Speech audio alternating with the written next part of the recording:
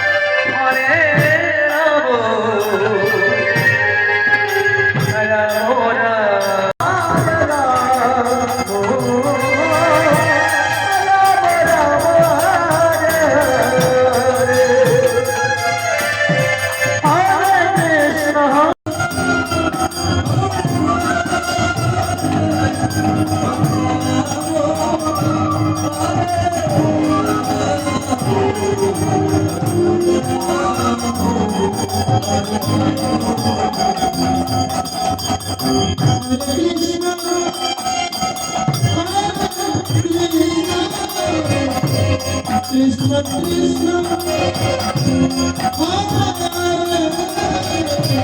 Hare Rama Hare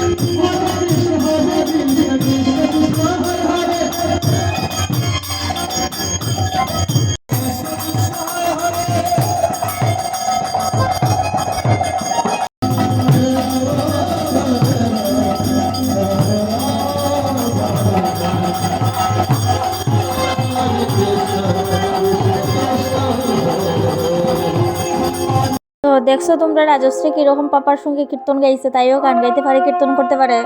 তারা বাবা মেয়ের কীর্তন তোমরা কেমন লাগলো সবাই জানাইও। আজকের লেগে এতটুকুই, সবাইরা আবারও জয় গুরু, বাই বাই, অনেক অনেক থ্যাংক ইউ।